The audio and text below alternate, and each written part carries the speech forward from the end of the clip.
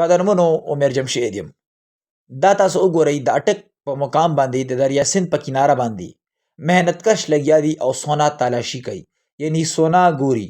قدرمنو دا تاسو ته ښکاري دنیا مشینن لګیا دي او خلک خپل قسمت ازماوي او سونا ګوري او په دغه باندې د خپلو بچو پرورش کوي. په دې دریای سیند کې او دریای کابل کې دا سونا د کم ځای نه راځي.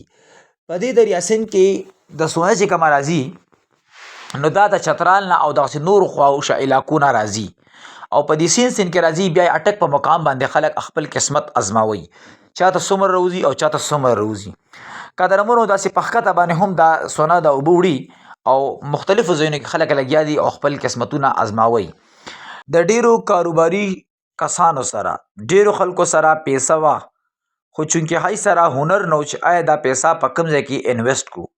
خو چې کله نه هم خلکو د سونې کاروبار سټارټ کړی دی نو دا کاروبار عام شو او په مختلفو د شعبو خلک هم دې ته راغل او د سونا تالاشي کار یې شروع کړو او ډیر په ښه مقدار سره الحمدلله د سونا تالاشي کار کیږي او هغه یې خپل قسمت ازماوي او هغې ته پکې الله تعالی خپله روزي ورکوي.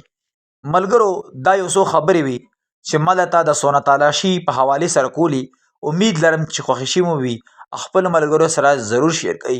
مزید داسې ویډیوګانو کتلو دپاره زما د یوټیوب چینل عمر جمشید چې په اردو کې هم لیکلی او په انګلیش کې هم لیکلی در سره سبسکرایب کړئ او ویډیوګانې پکې ګورئ.